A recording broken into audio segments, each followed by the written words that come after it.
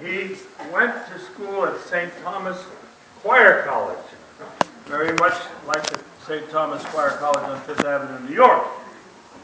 And he was a brilliant soprano. And in those days, he lived in Leipzig, Germany. Yeah. He grew up in northeast Germany. And there were 4 churches. And every church needed 4 choirs every Sunday. And they needed at least 8 people.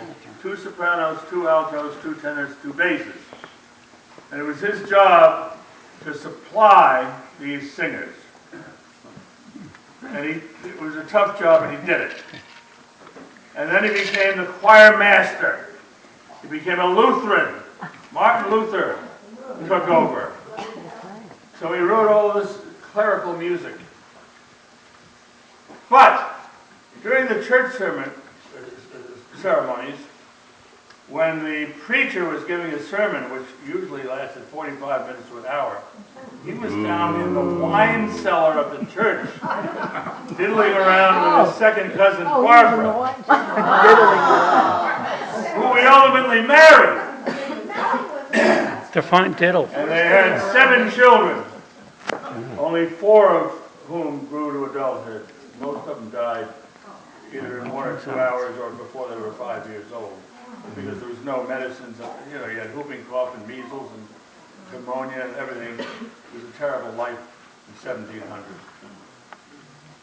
She died too before he was 30, and he became clever in cultivating the friendship of these princes and kings and earls and barons who were his patrons. There was no radio or TV or anything. The only thing you could do was play or listen to music for your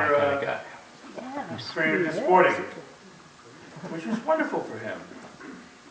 And he finally became the patron of Prince Leopold of Austria, and they paid him very big money for writing these sonnets and motets and cantatas. And when he was 57, he had a young soprano student who was 17 years younger than him.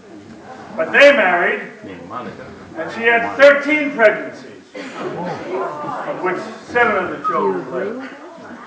So, and all 10 of his children became musicians. So he was a real genius.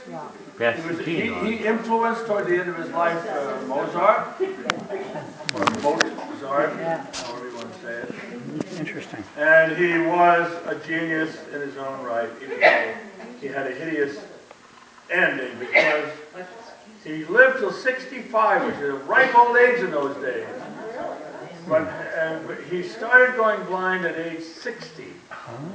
And at 65, he had terrible cataracts. And a doctor came down from London to Leipzig and operated on him. And botched the job. And within 2 weeks, he died of a combination of bad eyes, stroke, and pneumonia. Pretty tough to survive that. But the musical legend has thrived. It went into decline in the 19th century and then went way up in the 20th century as mostly we American churches started playing his music. So that's the story of Johann Sebastian Bach. Very nice. Did he have a boat?